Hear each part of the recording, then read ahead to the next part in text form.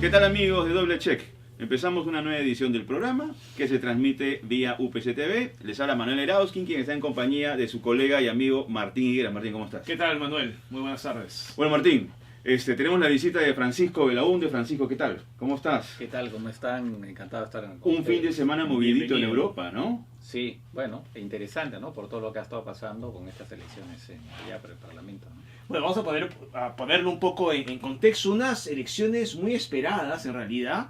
Y un poco es lo paradójico es que, por un lado, fuera, digamos, cruzando el Canal de la Mancha hay un país, ¿no es cierto?, que intenta salirse de la Unión Europea y que, sin embargo, participa en las elecciones igual, ¿no? Sí. Y estábamos hablando antes de entrar a la entrevista, Francisco, y es que el empuje de la ultraderecha no ha sido tan grave como pensábamos en un inicio, ¿no? Sí, en realidad muchos se temían que al final pudiera tener una participación dentro del Parlamento de valor un tercio de los parlamentarios, con lo cual hubiera tenido un peso importante, aún más importante, y hubiera podido incluso complicar el funcionamiento de la Unión Europea, ¿no? Finalmente han pasado de 20 a 25%, lo que implica, bueno, claro, un crecimiento, pero no al punto digamos, de generar problemas, digamos, mayores que hubiera sido con el 33%, con un tercio, ¿no? Seguro. Entonces, sí, es igual, bueno, digamos, hay que estar atento a ese fenómeno, pero no es digamos, lo grave que pudo haber sido, ¿no? Sin embargo, para muchos los grandes derrotados son los partidos tradicionales, ¿no? En Francia, en el caso de Francia, ¿no? Sí. Ya sea de derecha y de izquierda. O sea, el Partido Socialista no ha tenido ningún tipo, digamos, de protagonismo, ni tampoco el tradicional partido de derecha. Sí. Sin embargo, el partido de Le Pen es el que ha ido peleando y tiene una posición protagónica después de todo, ¿no? Sí, bueno, en realidad eso ya viene de la elección presidencial. En realidad el partido de Le Pen ha ido subiendo en ¿Reagrupación? Si no me equivoco. Sí, ahora Reagrupación Nacional. Reagrupación Nacional. Nacional. Antes se llamaba Frente Nacional, Sí, exacto. pero como era un nombre un poco contaminado, ¿no? Su padre, ¿no? Por el padre, entonces además de hecho la hija Marine se ha peleado con el padre, tanto así que lo ha votado el partido, ¿no? Porque el padre sí incluso tiene comentarios antisemitas, Sí, claro. ya parecía que tenía simpatías nazis, en fin, bueno, entonces por lo tanto finalmente lo expectoró y es una especie de fumigación, si se quiere, y el fumigado fue el padre. Bueno, llega a construir su propia identidad, ¿no? Política. Claro. Ahora, son dos nombres, Manuel, tú mismo, Francisco, has mencionado a Marine Le Pen, pero es un nombre que sin duda ha sido triunfador de alguna manera en Francia. Es verdad que tampoco ha resaltado mucho, pero también en Italia está Salvini, Sí. ¿no es cierto? Y en Inglaterra también, o en el Reino Unido, también les ha ido bastante bien a los conocidos como eurófobos, ¿no es cierto? Sí, Entonces, así es. pese a que no han avanzado todo lo que se pensaba, los nombres de Salvini, Le Pen y también a este grupo en Inglaterra también pues destacan sobre los demás, ¿no? Sí, no, claramente, bueno, a eso hay que añadir el primer ministro de Hungría, Orbán, También, ¿no? también. Claro. También está en Polonia el partido Verdad y Justicia, cuyo hombre fuerte está un poco a bambalinas porque es alguien bastante polémico, Sí. ¿no? Que se apellida Kaczynski, que es casi como Kuczynski, solo que con una A, ¿no? Ok, ok. ¿No? Y entonces él es una persona bastante polémica y entonces son gente efectivamente que ha cobrado un protagonismo muy importante. Y claro, y como digo, están en el poder en el caso de Hungría, en el caso de Polonia y en el caso de Italia, porque Salvini es efectivamente es ministro del Interior y de alguna manera hombre fuerte del Sí, gobierno claro. del gobierno italiano, ¿no? Bajo esta lectura, ¿no?, que estamos haciendo en relación a las últimas elecciones en Europa, las posibilidades de que la derecha se consolide son factibles. Te lo voy a preguntar a partir del caso de Francia. A pesar que Le Pen tiene un protagonismo, todavía existe una oposición muy fuerte a que ella pudiera, digamos, obtener, ella, su gente, cargos públicos. Eso para muchos todavía está un poco lejano. Digamos, ¿Crees que eso se irradie en los demás países? Mira, claro, lo que efectivamente ya en realidad el partido antes el Frente Nacional con el padre ya había llegado antes a la segunda vuelta el año 2002. O sea, no es la primera vez Contra Chirac, ¿no? contra Chirac, efectivamente, y al final en la segunda vuelta fue barrido, 80 contra 20, Sí. algo por el estilo, ¿no? Ya después y después llega Marine con Macron y claro, igual gana, no por esa diferencia, pero gana algo así como 60 contra 40 o algo por el estilo, ¿no? Entonces, de todas maneras, sigue siendo un partido que sí tiene cierto protagonismo, pero que además, digamos, a nivel legislativo, como en Francia, el sistema no es proporcional, entonces tiene finalmente una presencia en el poder legislativo bastante menor.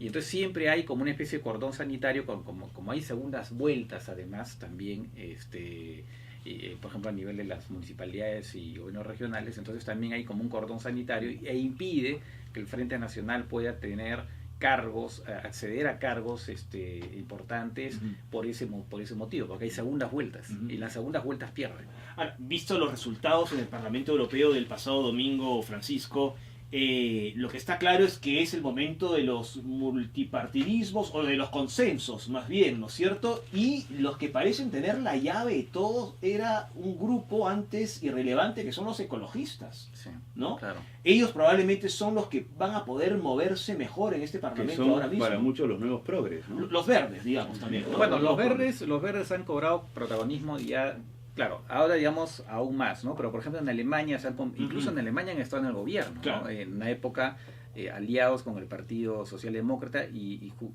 un líder de ellos que era Joshua Fischer, Sí, Fischer. que fue justamente, él fue ministro de Relaciones Exteriores con Schröder, ¿no? En esa época. Y en Francia también gobernaron con el Partido Socialista, han sido aliados. Entonces, pero ahora a nivel, digamos, del Parlamento Europeo adquieren, ya tenían, más o menos tenían una bancada de 67, ahora, de 50 y pico, ahora creo que han subido a 67 o 68, no recuerdo bien las cifras en ese momento, los casos han aumentado y se convierte en una fuerza interesante que además muchos descontentos que hubieran podido o bien abstenerse o bien votar por estos partidos de extrema derecha o de extrema izquierda, finalmente prefirieron optar por, y eso es lo interesante, por los verdes que son proeuropeos, ¿no?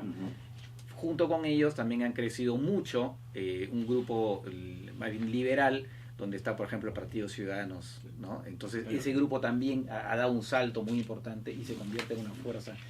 Y ahora los dos grandes partidos que eran el socialista con el PPE, Partido Popular Europeo, que son la derecha clásica si se quiere, antes sumaban más del 50% entre los dos, ahora llegan al 44 o una cosa así. Entonces, claro, como tú dices, efectivamente, ahora, esto de que los partidos tradicionales retroceden ya viene de muy atrás, lo vemos en todo el mundo, Claro. en realidad, acá también ha pasado lo mismo, ¿no? Lo que pasa es que es un golpe más, ¿no? Sí, claro. Y es un golpe fuerte. Sí, sí. Sin embargo, en España, Podemos y Vox también han sido golpeados, ¿no? Muy golpeados.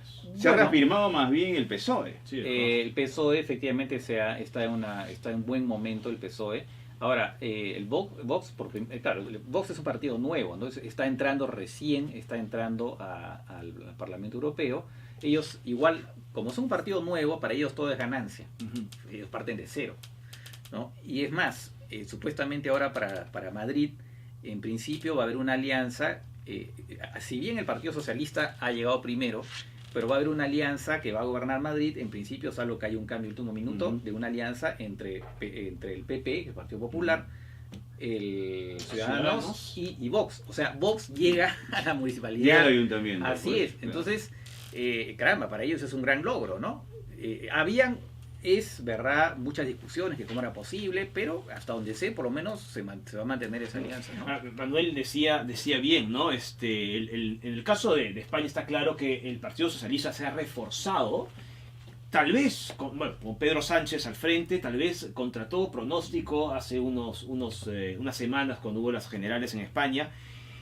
Pero el PP parece mentira, antes un partido muy muy poderoso, que lo sigue siendo por supuesto como institución o como infraestructura, pero logra esta victoria en Madrid, tanto en el ayuntamiento, en la alcaldía de Madrid, como en la comunidad, en algún caso inesperado, ¿no? Claro, pero por una alianza, ¿no? Por una alianza, ¿no? Porque el PP como tal es un partido muy debilitado. Y golpeado. Y ha golpeado porque ha perdido, por el Ciudadanos le ha quitado electorado y también Vox. Entonces, un poco que ha perdido por Ahora, en ambos términos lados, políticos, ¿cómo tú lo visualizas a Pedro Sánchez? Bueno, es un líder que en realidad es un tipo que no tiene, cuando uno lo ve, no le ve tan una pasta realmente del líder, pero es un tipo realmente que ha sido relativamente hábil y ha aprovechado un momento en que en realidad pues tampoco hay muchas posibilidades dentro del PSOE, ¿no? Entonces ha sido un poco dentro de las circunstancias digamos, se ha beneficiado con esto de llegar a ser presidente del gobierno español en un contexto en que sobre todo porque el PP, el Rajoy tuvo que renunciar por este tema del escándalo de financiamiento ilegal. Entonces un poco que le cayó en bandeja, ¿no? Y pudo gobernar con una bancada mínima. Y es una bendición para el PSOE, ¿no? Que había terminado mal pues en sus gestiones anteriores. Sí, efectivamente. Y él, digamos, aplicó una política de subsidio generosa, digamos, entonces que le dio cierta popularidad. Y eso es lo que le permite ahora, digamos, está como agarrobiada, como se dice, y eso le permite tener un resultado interesante ahora. No quería salir de España porque los que creen que nuestro Congreso es surrealista, que lo es, por cierto, lo de España tampoco ha sido muy diferente, porque hemos tenido hace unos días la instalación de las cámaras en España, de las Cortes, ¿no es cierto?, con la juramentación además de nacionalistas que salieron prácticamente de la cárcel para ir a juramentar, pero que hay un tema bien surrealista en el Congreso de los Diputados en España, ¿no? ¿Te refieres a los catalanes? Me refiero a los nacionalistas catalanes, ¿no? Sí, bueno, claro que ellos están ahí por este tema de la... No han sido encarcelados por corrupción, Claro, por corrupción, sino por este tema de su pretensión independentista y que efectivamente en España, lo que pasa es que en España la Constitución no permite los referéndums para la independencia. Ese es el problema. Claro. Contrariamente al Reino Unido. Escocia pudo organizar su referéndum por la independencia porque no hay esa prohibición, ¿no? Que perdió, por cierto, ¿no? Y que lo perdió, pero que si se da un Brexit duro, sin negociación, podría, de hecho, ya la primera ministra de Escocia, porque hay un gobierno autónomo, ha dicho que quiere un segundo referéndum. Porque son europeístas, ¿no? Ellos, cuando hubo el referéndum por el Brexit, la mayoría de los escoceses, en más del 70%, votaron en contra del Brexit. Y entonces ellos dicen, nosotros queremos permanecer en la Unión Europea, y si el Reino Unido se va, pues nosotros vamos por la independencia. Lo que ocurre es que también ellos han recibido mucha ayuda de la Unión Europea, ayuda que no tenían antes del Estado, digamos, británico. Eso es lo que a ellos les genera mucha expectativa, ¿no? Y si por algún motivos ellos salieran, digamos, de la Unión Europea, sería un fracaso económico. Bueno, para sus intereses. La Unión Europea, digamos, la Unión Europea como tal es un mercado gigantesco. O sea, ser parte de la Unión Europea, del mercado europeo, es efectivamente estar en un área comercial que te permite, digamos, dinamizar tu comercio, ¿no? Pero además es cierto, hay una cosa en la Unión Europea que se llaman los fondos estructurales, que son fondos que reparte la Unión Europea, que no son préstamos, son entregas de dinero para obras de infraestructura. No sé en el caso de Escocia si efectivamente en qué medida les ha tocado, pero normalmente se les da a aquellos países y regiones dentro de países que, digamos, tienen un PBI per cápita menor al promedio. Bueno, ocurrió en Portugal, en España. Portugal, España, Grecia, una serie de países que se han beneficiado con esa infraestructura y les ha ayudado pues a modernizarse. Incluso ¿no? En Inglaterra ciertos distritos no tenían apoyo del Estado británico y la Unión Europea los ayudaba. Claro. Y ese grupo poblacional es el que más bien está en desacuerdo con salir digamos, de la Unión Europea. A propósito, que ya estamos abordando el tema de la Unión Europea, el impacto de la renuncia de Theresa May. Sí. ¿Qué se puede esperar en un escenario de mediano plazo con vistas a octubre? Porque la fecha límite es el 31 de octubre, si no me equivoco, ¿no? Para que, que para tiene, que se concrete el Reino Unido. concrete el Brexit. Bueno, mira, en el corto plazo tienen que buscar a un nuevo primer ministro. Ahora mismo, o ¿no? nueva. Ahora mismo, en los próximos entonces, días, una de las posibilidades es Boris Johnson, que es el antiguo ministro de Relaciones Exteriores, que estuvo acá en Lima, hecho de paso. Tipo peculiar, por cierto. Tipo muy Sí. peculiar, divertido, ¿no? Pero un tipo bastante particular. Y además interesante porque era después de 30 o 40 años que no venía un ministro de Relaciones Exteriores del Reino Unido al Perú, ¿no? Y bueno, entonces este tipo que efectivamente es un creyente del Brexit, ¿no? Y él incluso estaría dispuesto a un Brexit duro. El problema está en que un Brexit duro para Inglaterra tendría consecuencias no solamente económicas, sino también de repente pierde a Escocia y se generaría un problema muy grave en Irlanda del Norte. Sí. Porque la paz en Irlanda del Norte, un poco para que sus oyentes lo sepan o lo recuerden, en Irlanda del Norte ha habido pues prácticamente una guerra civil ¿no? Porque Irlanda del Norte es una parte de Irlanda que está que si bien son irlandeses, pero hay una mayoría que es protestante, anglicana, ¿no? Y hay una parte que es católica. Y entonces había una lucha de un grupo terrorista irlandés, el IRA, ¿no?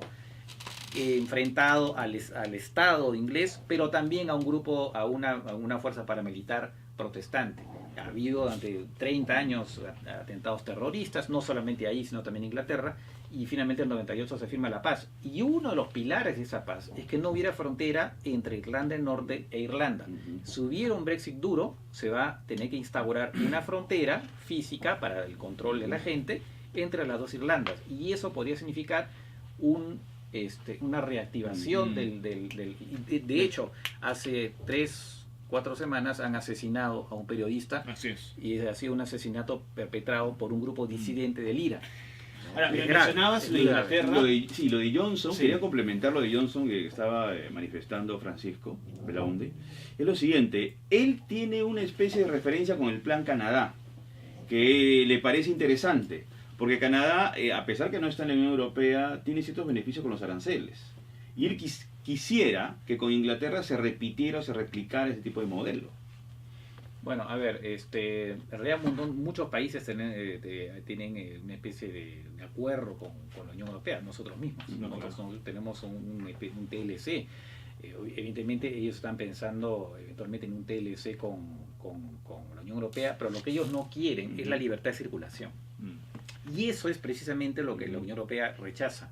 Porque la Unión Europea también tiene un acuerdo muy importante, un acuerdo también con con 4 países que conforman el EFTA, o 3 países que conforman el EFTA, que es una asociación de libre comercio, que son Noruega, Islandia y Liechtenstein, ¿no? A ellos se suma Suiza, pero por una cosa un poco extraña, que Suiza forma parte del EFTA, pero ha firmado su propio acuerdo con la Unión Europea, ¿no? Los otros 3 países han firmado el suyo. Entonces ellos tienen un espacio comercial donde hay libre circulación. Pero lo que no quieren los pro-Brexit es que haya libre circulación, porque el factor principal que ha habido es la migración, no tanto de los países no europeos, sino de los países europeos, en particular polacos. Ahora, lo cierto es que los pro-Brexit han recibido un buen respaldo también en estas elecciones europeas, ¿no? Claro el partido del Brexit de Nigel Farage ha obtenido más o menos el 32%, lo cual es un resultado que además demuestra aún más la crisis de los partidos conservadores, ¿no? Totalmente.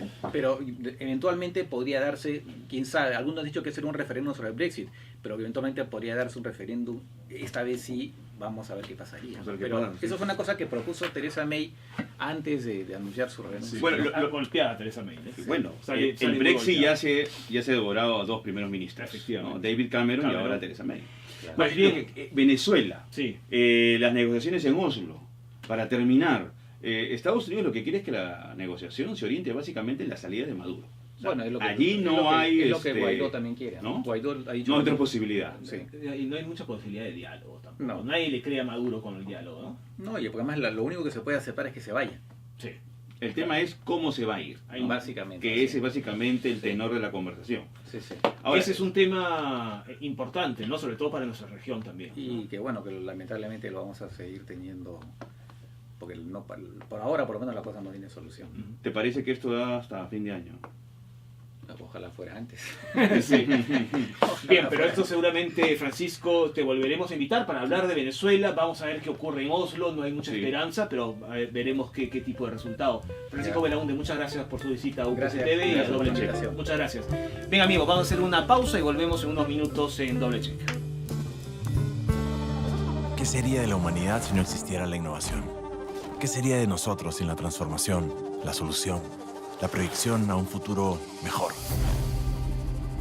El mundo de la innovación es infinito y para explorarlo necesitamos innovadores. Mentes capaces de generar el cambio en beneficio de todos. Mentes libres, intrépidas, inconformes y creativas. Sabemos que innovar no es lo mismo para todos. Y es que innovar no es para todos. Es solo para los que se atreven a encontrarle nuevos significados. Es crear en los lugares más inesperados. Es transformar lo que dabas por perdido. Es crear las reglas del juego. Es acercarse a las personas y conectar con ellas. Ellos saben de innovación y creen en sus diferentes significados. Tienen el impulso para crear un mundo diferente, liderando el cambio, convertidos en innovadores. Formamos profesionales diferentes. Exígete, innova, UPC.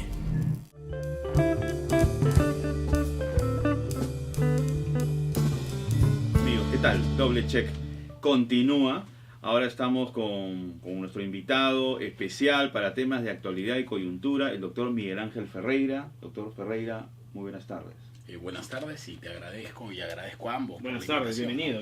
Tenemos un contexto político bastante crispado. El caso del ex fiscal de la Nación, Pedro Gonzalo Chávez, nuevamente pues tiene protagonismo en los medios, ¿no? La Comisión Permanente archiva la denuncia, ¿no?, por el deslacrado de las oficinas de los fiscales José Domingo Pérez. ¿Qué opina usted frente a este tema? Es decir, ¿se está haciendo una exageración o realmente si hay un sustento para poder crisparse y tener una actitud crítica frente a este tipo de decisión de la Comisión Permanente del Congreso de la República? En principio, evaluando de manera bastante objetiva, tanto el Poder Ejecutivo, el Poder Judicial y el Poder Legislativo están en una confrontación permanente, ¿no? Y esta confrontación lo único que hace es que el Perú sienta la falta de reactivación económica en todo el nivel como país. Nuestras instituciones son fallidas, las reformas de justicia, ciertamente a raíz de la posible candidatura o de candidatos a la Junta Nacional de Justicia, solamente 3 han sido aprobadas, se está cuestionando el mecanismo. Y ahora, una vez más, un tema que particularmente lo teníamos y lo veíamos ya judicializado, el caso del doctor Chávarri, ¿no?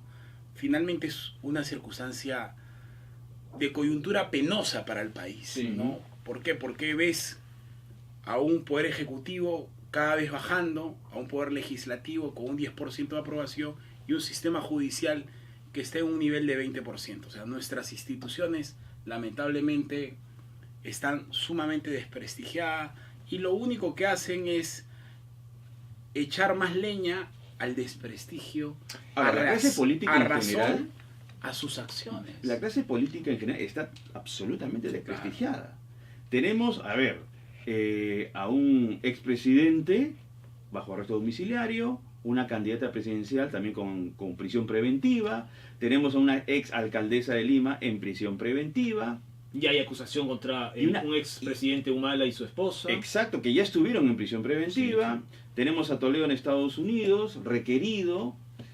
Y además, vamos a seguir, ¿eh? Sí, y tenemos también el otro tema del exalcalde de Lima, Luis Castañeda Locio, que ahora tiene una acusación de haber recibido $100.000, ¿no?, para su campaña de reelección por parte de Leo Piñeiro de OAS. ¿Me permites una acotación? Y la justificación es siempre la misma. No es ilegal financiar campañas. Y todo lo ha repetido. Y Castañeda, que ha hablado, milagro, pero ha hablado, es lo único que ha argumentado. Sin embargo, hay una ley de lavado de activos, claro, ¿no?, que sí, que ya más bien cambia, ¿no?, sí, el escenario de ese tipo de situaciones. Mira, no hay por salir un acuerdo plenario que va a señalar de manera específica los presupuestos para la prisión preventiva. Eso es importante porque, si bien es cierto, el Tribunal Constitucional ya había generado un precedente respecto a los presupuestos procesales en el caso de Ollanta Humala y su esposa Nadine Heredia, que permitió a través de un habeas corpus tenerla en libertad a ellos, existe ya una acusación y entiendo que va a haber, ya van a la etapa intermedia, pasa a la etapa de juzgamiento.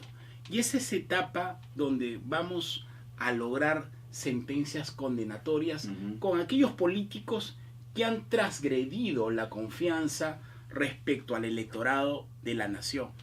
Cuando el presidente logra una popularidad a través del referéndum, justamente se dio a través de una reforma de administración de justicia y una reforma política.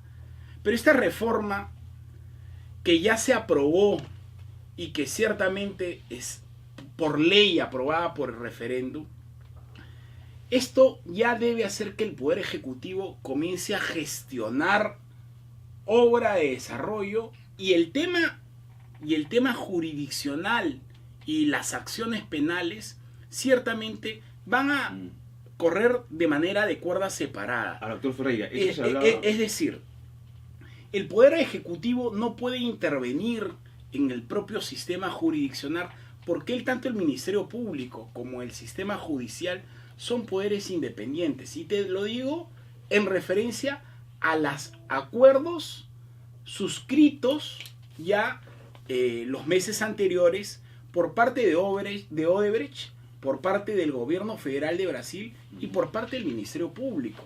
Hay una etapa de homologación respecto a los ilícitos señalados y a los que han sido colaboradores eficaces que han señalado que efectivamente muchos de los que hoy están siendo procesados y están siendo privados de su libertad ciertamente recibieron dinero de la corrupción. Un punto que es neurálgico y fundamental, que también está vinculado a las decisiones que va a tomar la Municipalidad de Lima. Claro. Hace poco el alcalde Jorge Muñoz anunció que iba a evaluar justamente estos proyectos que estaban manchados por la corrupción.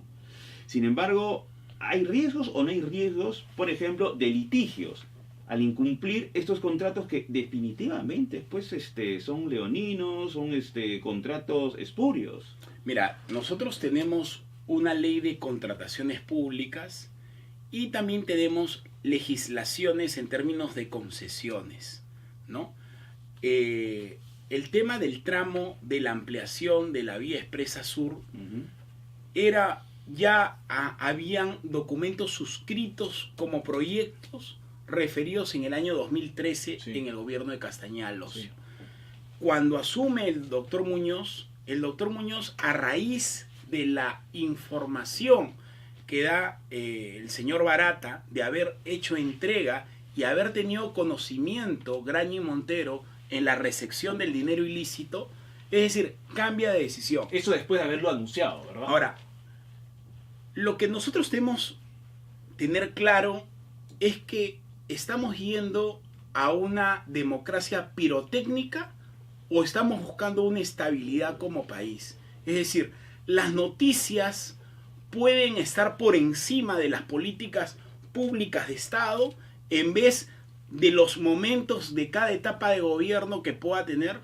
Es decir, tanto el alcalde de Lima como el presidente de la República y como las altas autoridades del país pueden tomar decisiones solamente por circunstancias de encuestas, por circunstancias de aspirantes a colaboraciones eficaces frente a un sistema jurisdiccional, o no tenemos una visión de país frente a esta información nueva que vamos obteniendo. Es por eso que nosotros, o al menos la ciudadanía, lo que exige a las grandes autoridades o a las altas autoridades y funcionarios públicos es que tengan claro el rumbo país.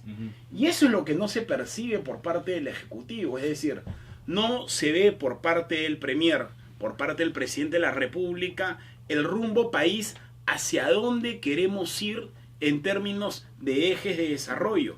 El flash mediático, el flash ciertamente de la noticia que impera, no puede ser materia de políticas de gobierno corto plazo, ¿no? Esa falta de visión para poder aterrizar lo que vendría a ser un proyecto país, no solamente se puede vislumbrar en el Ejecutivo, lo tenemos en el Congreso desde el 2016 para citar, digamos, esta nueva administración. Tenemos un pugilato permanente con distintas escenas, pero que todavía sigue en permanente conflicto.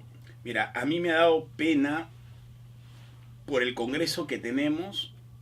Ayer escuché a Rosa Bartra sobre el incremento de congresistas por el aumento de la población existente en el país. La reforma política es una de las cosas que yo particularmente he cuestionado a la comisión que ha liderado Fernando Tuesta y también el doctor Tanaka y el grupo de esta comisión de alto nivel de reforma política es el tema de la representación electoral. No han abarcado el tema de los distritos electorales, que era un tema sumamente fundamental en términos de representación. Es decir, solamente verifica a mayor cantidad de población mayores representantes por la población debidamente determinada. Es decir, si nosotros no nos sentimos representados por este Congreso de la República, las mismas reglas de juego van a seguir instaurándose. Eso es lo que de alguna u otra forma percibe la ciudadanía ante un cambio sustancial en términos de reforma política y reforma de justicia. Lo que ocurre es que yo no sé, doctor Ferreira, si es la cantidad de representación o la representación que pueda tener el legislativo en este caso. Yo creo que traer a colación ciertos casos que en las últimas semanas nos ha llamado mucho la atención. La situación de Edwin Donaire, ¿no es cierto? Que finalmente nadie sabe dónde está. Y al final la población percibe que se le echó una mano al general Donaire. Luego tenemos el caso de Moisés Mamani. El Poder Judicial acaba de pedir el levantamiento de la inmunidad parlamentaria. Tenemos lo del el congresista Joaquín Dipas, también de Fuerza Popular, ¿no es cierto? Y luego tenemos a una congresista, Jenny Vilcatoma, que es la gran protagonista de las últimas semanas, no solamente por las acusaciones constitucionales que reparte por doquier, ¿no? Sino que además es gran protagonista incluso en fenómenos sísmicos, ¿no es cierto? Dejando con muy mala posición, desacertado, ¿no? criticando al COEN cuando está trabajando en otro local, ¿no es cierto? O, por ejemplo, distribuyendo fotografías que no corresponden a la realidad en el caso del sismo en Yurimaguas. Mi pregunta es la siguiente: ¿tenemos que seguir aguantando este tipo de representantes? Porque claro, la población, y usted mismo lo señalaba, exige que este legislativo realmente nos represente. Y estos casos que he mencionado, y disculpe lo largo que ha sido, pero es que son muchos casos que alejan a este legislativo de la población. Mira, tú acabas de señalar a personajes que no deberían estar en el Congreso de la República. La señora Vilcatoma era procuradora anticorrupción en el gobierno de Ollantumala cuando Daniel Figallo era ministro de Justicia. Así es. A quien chuponeó y señaló que era la persona que personificaba la lucha contra la corrupción.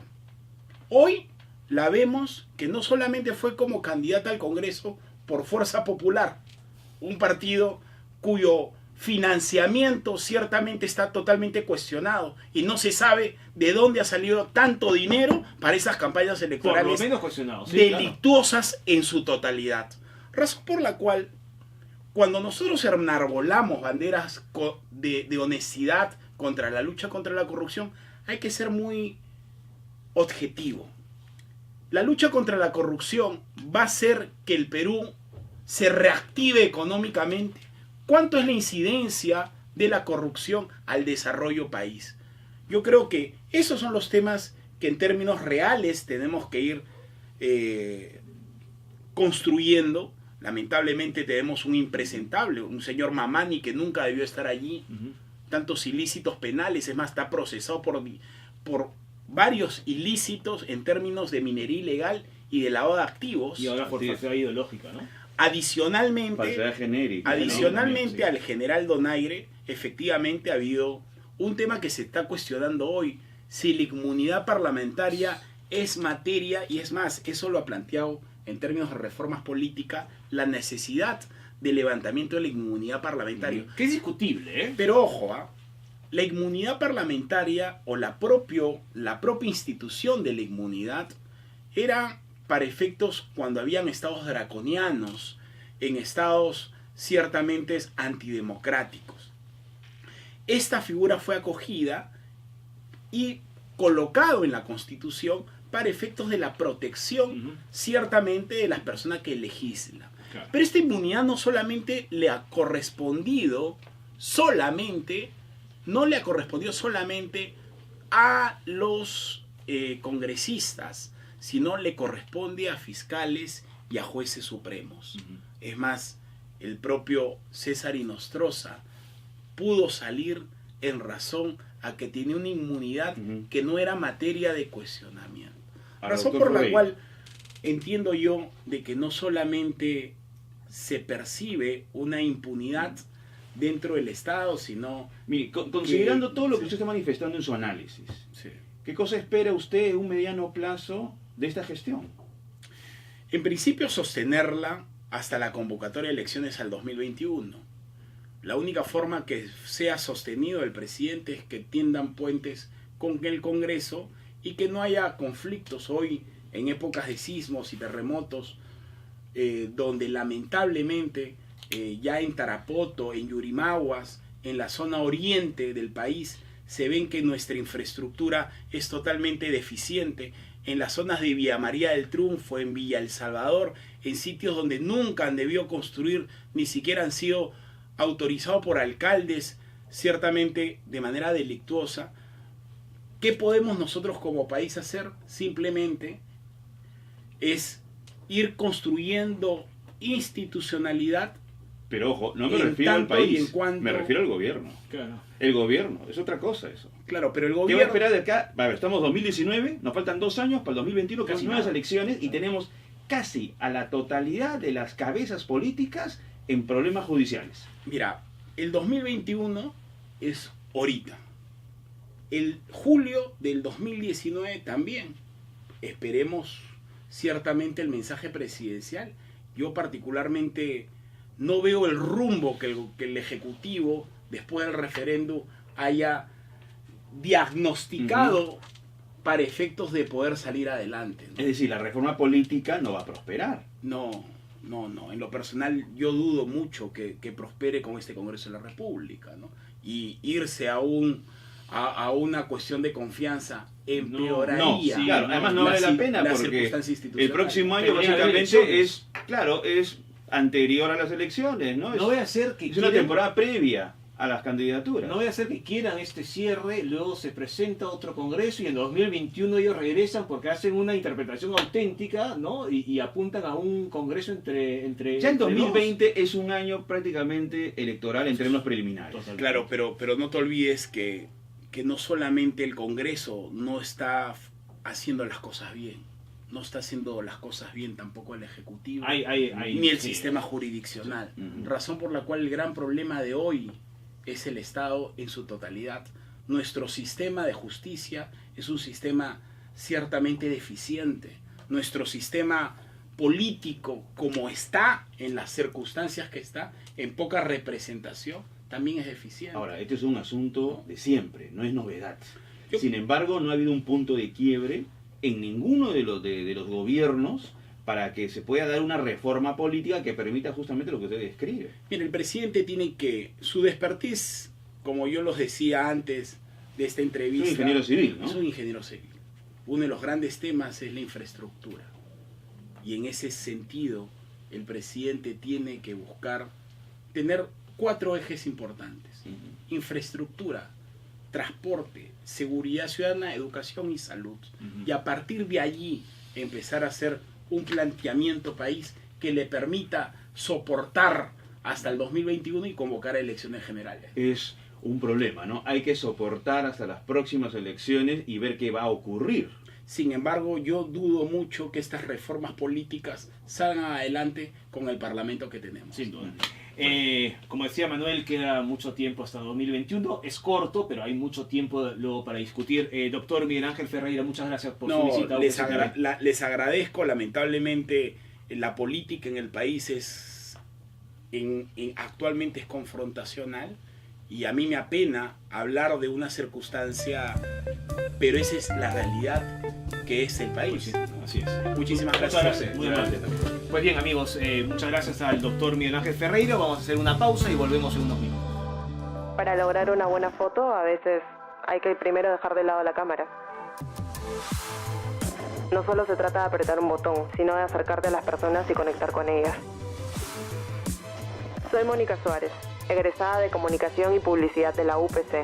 Trabajo como especialista en comunicación visual en Finlandia y como fotoperiodista retratando comunidades indígenas alrededor del mundo.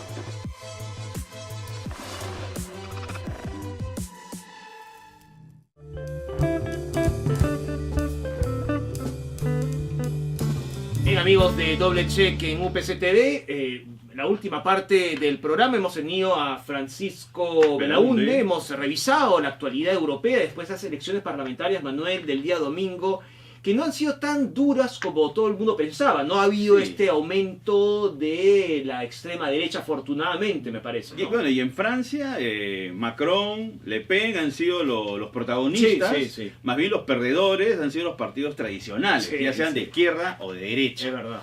Y en España, pues Pedro Sánchez, que se ha reafirmado con el se ha PSOE, reforzado, ¿no? de verdad. Y en Italia, la posición o la imagen de Salvini también se ha reforzado, ¿no? Porque Sí. ha ganado las elecciones, es un hombre pues muy pegado a la derecha, de ultraderecha, sin embargo en el Parlamento Europeo no, felizmente no tiene esa posición que temíamos muchos, ¿no? La sensación de incertidumbre también que hay en el Reino Unido, ahora que ha renunciado la primera ministra Es Theresa verdad, May. es verdad. Vamos a ver quién la va a reemplazar, pero además, ¿cuál va a ser el giro que va a tomar el tema? Hay que esperar al 7 de junio. Así es, el 7 de junio ya oficialmente se estaría retirando. Y en el Downing ámbito, Street, ¿no? En Downing Street. En el ámbito nacional hemos estado con Miguel Ángel Ferreira, hemos hablado de muchos asuntos, pero hemos hablado sobre todo, y tú lo planteaste, esta situación parece ser casi irreconciliable Claro. entre ejecutivo y legislativo. No hay solución y al parecer lo que va a ocurrir es que vamos a tener que esperar hasta el 2021 para ver qué ocurre con los destinos de este país con una nueva administración. Porque ya el diálogo entre ejecutivo y el legislativo actualmente es inviable. Mantenemos Esas son, el optimismo. esas son las señales que nos dan. Esa es la señal, claro. No hay más, Bueno, lamentablemente. es lo que hemos hablado, un alejamiento claro del legislativo con respecto a la población. Esto ya viene en 2016. Pero por supuesto. No ha habido tregua, no ha habido, digamos, un consenso pensando en un proyecto país. No ha existido. Antes que nos comentes esto, Manuel, hay que recordar que el 31, este viernes, hay un simulacro de sismo y de tsunami. Hay que tomarlo en serio. Este domingo hemos tenido este terremoto en la selva de Loreto, ¿no es cierto?, de 8 grados. En Lima se sintió, no tan fuerte obviamente, pero largo. Hay que estar preparado para estas situaciones y hay que tomarlo en serio. Yo supongo que tú estuviste muy tranquilo durante este episodio, ¿no? Sí, estuve tranquilo, Sí. estuve tranquilo. Sin embargo, ojo, hay que tener mucho cuidado Sí, porque sí. posiblemente, no digamos ahora o mañana o pasado, en algún momento podemos tener un Claro que sismo sí. de magnitud y hay que guardar, digamos, la compostura Así es. para evitar accidentes. Exactamente. Otra cosa importante, la carrera de comunicación y fotografía edita por segunda vez la revista FOT, una publicación de muy buena factura. Segundo número, ¿no? Segundo número, tiene reportajes gráficos, urbanos, además tiene entrevistas a fotógrafos importantes. Es una publicación que vale la pena revisarla, leerla y a partir de ahí procesar un montón de cosas que nos ofrece esta revista. Tiene muy FOT. buena pinta, muy buena pinta. Sí, muy buena, muy buena. Bien, Martín, llegamos al final del programa. Será hasta la otra semana. A la otra semana que traeremos más temas. Más temas. Estamos todavía negociando a ver qué podemos traer, ¿no? Hay muchas cosas. Los panamericanos se acercan. Sí, los panamericanos se acercan Tema y importante. es un tema, digamos, que va a ser de mucho interés para la ciudadanía. El fenómeno Tondero sigue, perdón, el fenómeno Retablo sigue y Tondero como empresa distribuidora también ha estado encargado de esto. Sería interesante también ver algo por el estilo, ¿no? Porque el fenómeno Retablo es interesante, Sí. Manuel, muy interesante. Y a los Tú que- ya la has visto. Yo lo he visto y quedé Yo muy, todavía voy a ir muy a verla. impresionado, muy impresionado. Tengo la verdad. estudiantes que me han manifestado que la película es de primer orden. Mira, siempre criticamos mucho el cine peruano, pero en esta ocasión yo creo que es motivo de satisfacción una película como Retablo. Es la película más premiada en los últimos 10 años. Sí, efectivamente. Bien, hay que ir a verla si es que todavía no la han visto. Así que bueno, nos vemos la próxima semana, Así Martín. es.